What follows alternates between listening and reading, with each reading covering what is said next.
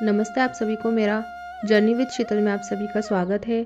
आज मैं आप लोगों को लेकर आई हूँ एक ऐसी शांत और सुकून भरी खूबसूरत जगह जिसका नाम है शोकलिया विलेज, जो कि अजमेर से 40 किलोमीटर की दूरी पर पड़ता है, जहाँ प्रकृति अपने पूरे रंगों में नजर आती है।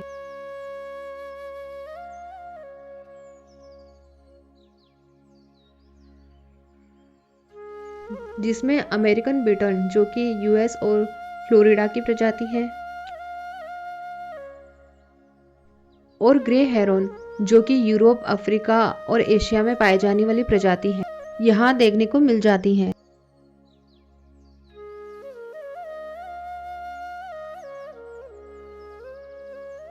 और इसके अलावा लेजर फ्लोरिकॉन, जिसे खरमोर और गोंडावन भी कहा जाता है, यहाँ देखने को मिलता है, जो कि मोर की प्रजाति का है और जिसे बड़ा मोर भी कहा जाता है।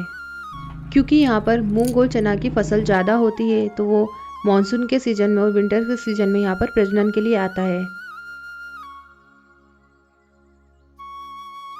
और अजमेर के अनासागर लेक पर इसका स्टेचू भी है।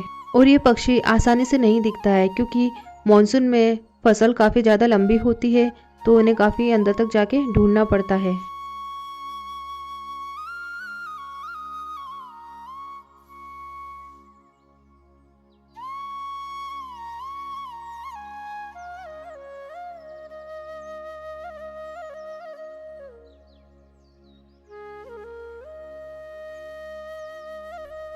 और यहाँ पर कैसे आया जाए, कब आया जाए, इसके बारे में मैंने मेरे डिस्क्रिप्शन बॉक्स में मेंशन किया हुआ है, तो आप वहाँ से चेक कर सकते हैं।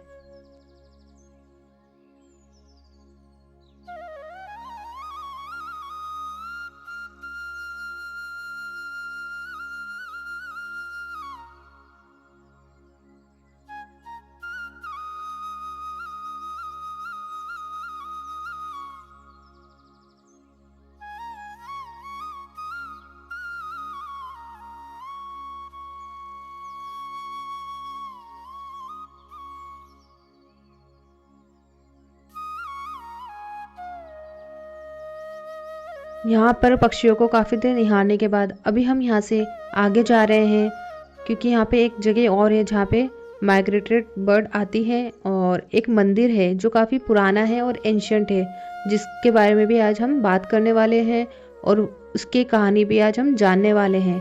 तो चलिए चलते हैं मंदिर तक और बने रहिएगा मेरे साथ आगे तक इस सफ़र में।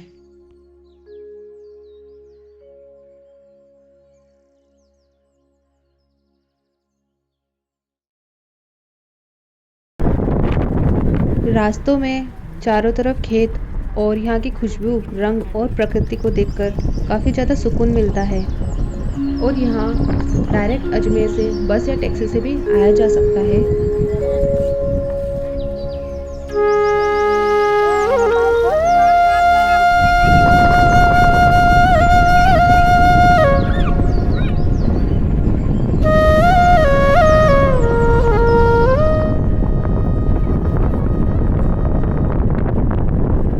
ये जो आपको जगह जगह पानी भरा हुआ दिख रहा है खेतों में, ये बारिश की वजह से यहाँ पर भर गया है। और किसान कितनी मेहनत से फसल उगाते हैं, और जैसे ही बारिश आती है ये फसल बर्बाद हो जाती है। और क्योंकि यहाँ पर पानी भरा हुआ है, इसलिए यहाँ पे भी काफ़ी माइग्रेटरी बर्ड्स देखने को मिल जाती हैं। अभी हम मंदिर के एंट्रेंस गेट पर पहुँच गए हैं, और इस मंदिर का नाम है बामणिया के बालाजी। गांव में जगह जगह सोलर पैनल लगे हुए हैं, क्योंकि गांव में बिजली कम होती है, तो ये बिजली का खर्च बचाने, सिंचाई को सस्ती करने और पर्यावरण को प्रदूषण से बचाने के लिए लगाए जाते हैं। क्योंकि यहाँ पर बारिश की वजह से खेतों में पानी भरा हुआ है, तो यहाँ पर भी काफ़ी सारी ग्रे हेरोन्स हैं जो काफ़ी ज़्यादा आकर्षित लग रही हैं।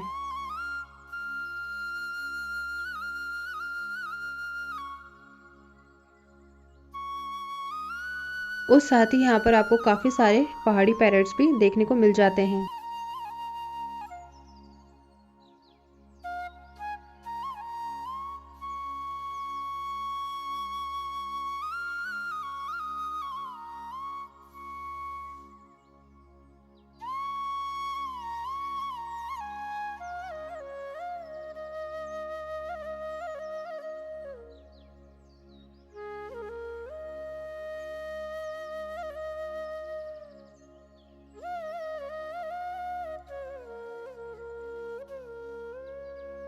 और अभी हम पहुंच चुके हैं बालाजी मंदिर, जो कि काफ़ी ज़्यादा शांत सुकून भरी जगह पर बना हुआ है और इसके चारों तरफ खेत और तालाब है।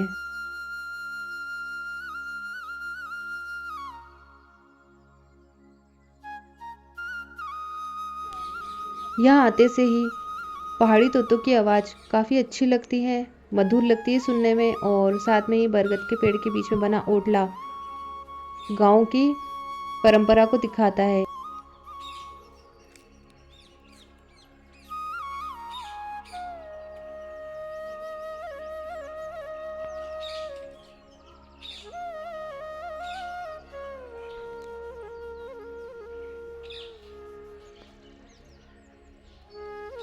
यहाँ मंदिर के चारों तरफ ये जो खेत नज़र आ रहे हैं काफ़ी सुंदर है, और ये खेती मूंग और चना की है।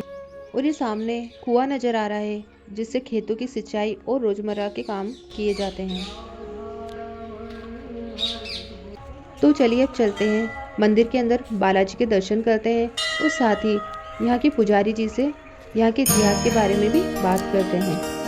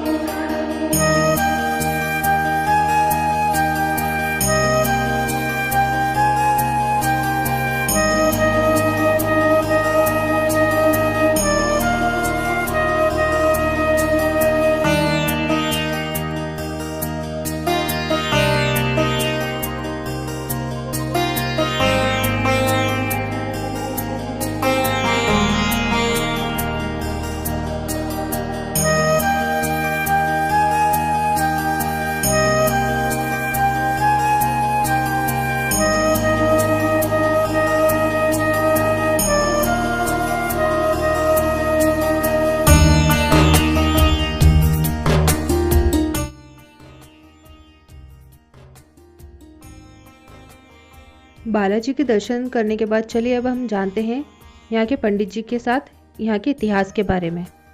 ये है यहाँ के पुजारी जी, बताइए। ये मिश्राबाद से 6 किलोमीटर दूर बावन बालाजी स्थान मंदिर है। हाँ जी। और मिश्राबाद क्षेत्र का ऐतिहासिक धार्मिक स्थल है। हाँ जी। यहाँ हर भाद्र सुदी दूज को विशाल मेला भरता है। तो वर्ष के चारों नवरात्र में अखंड रामायण पाठ चलता है जी। यहाँ पर जो मूर्ति दिख रही है आपको, एक तो बड़ी मूर्ति है। हाँ जी। और एक छोटी मूर्ति नीचे जी। सबसे पहले छोटी मूर्ति का इतिहास है। तो यहाँ पर बहुत बड़ा पहले कोई जंगल था जी। और इस जंगल से क्या कोई पहले क्या भिड़ियारे अपना व्यापार करते थे जी। तो कोई अपना व्यापार का सामान लेके यहाँ से गुजर रहा था जी जी। तो उसको डाकुओं ने लूट लिया जी। सामान लूट के जंगल में जाके गायब हो गए। जी जी। वो भिड़ियारा क्या हनुमान जी का भक्त था, उसने यहीं पर एक पत्थर की लेके हनुमान जी की स्थापना की और हनुमान जी को याद किया उसे। तो अचानक कहीं से काफ़ी बंदर आए और जो जंगल में जो डाकू लुके थे उनको पकड़ के उनको लूट खसोट करके उनको घायल करके वो वापस जो सामान उसका लेके गए थे वो भिड़ियारे के पास वापस लाके उन्होंने डाल दिया। जब हनुमान जी का उसने जब चमत्कार देखा था तो ये बात उसने आने वाले यहाँ जो रायगढ़ निकलते थे उन सभी भक्तों को ये बात बताई थी। तो मैंने ऐसे हनुमान जी की आराधना करी थी और हनुमान जी ने मेरा काम सिद्ध किया। उस बंजारे की गोत्री बामनिया थी, उसके नाम से बावन बालाजी का नाम, इनका नाम बावन बालाजी पड़ा। धीरे धीरे कालांतर में जैसे जैसे भक्तों के कार्य सिद्ध होते गए ये कुछ मंदिर का निर्माण कार्य होता गया। साथ में जो बड़ी वाली मूर्ति दिख रही है आपको, ये बड़ी चट्टान पर मूर्ति है। ये पास में तालाब है। ये डेराटू गांव के जाट के पापड़िया जो परिवार है उनके खेत है। उन्हीं के जो बुजुर्ग था वो पहले क्या खेत से हल से खेत हाँकते थे। तो उन्हीं के दादा परदादा थे तो खेत से हल हाँक रही तो एक पत्थर आने से उनके हल की नोक टूट गई। उसने को पत्थर समझ के गांव चला गया। रात को डेराटू जो गांव है उसमें किसी ब्राह्मण को सपने में आए हनुमान जी। उन्होंने इसको बात बताई जो एक तालाब के अंदर मेरी मूर्ति घटी हुई है, ये तो बात गाँव वालों को बता और सुबह इसको निकलवा के इसी मूर्ति के पास में लगवा दे। स्थापित कर दिया। ये बात उसने जब गाँव वालों को बताई तो गाँव वाले इकट्ठे होके सुबह इसके हम यहाँ पर आए और आने के बाद जब उसने जो जगह बताई थी वहाँ खुदाई की तो चट्टान पर हनुमान जी खुदे हुए। ये हमारे तो जो हनुमान जी है वो दक्षिण मुखी हनुमान जी और चमत्कार की सिद्ध मूर्ति है।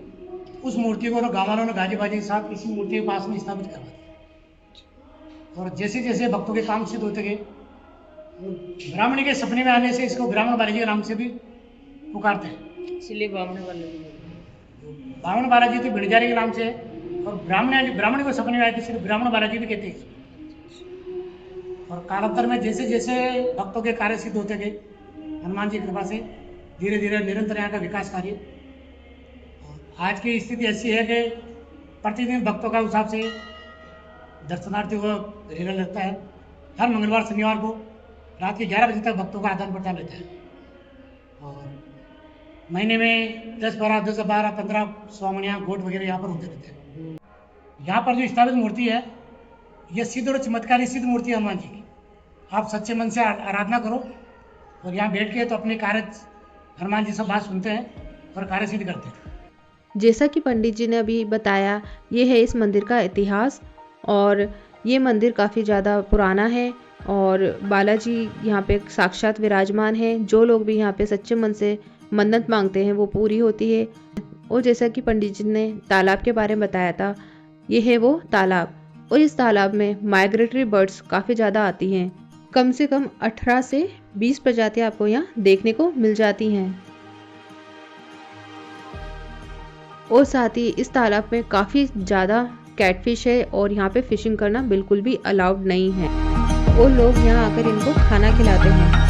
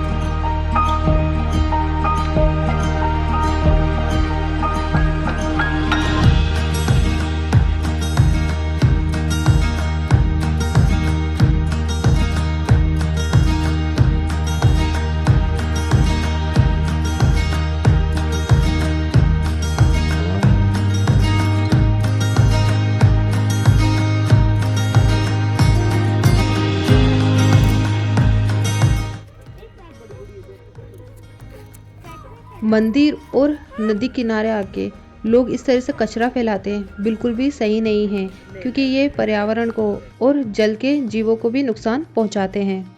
चलिए अब मिलते हैं नेक्स्ट ब्लॉग में और यदि मेरा वीडियो आपको पसंद आया हो तो please like share and subscribe ज़रूर करें और जल्द ही मैं सरिस्का और भानगढ़ का ब्लॉग भी लाने वाली हूँ, तो मेरे साथ बने रहिएगा। तब तक के लिए बाय बाय।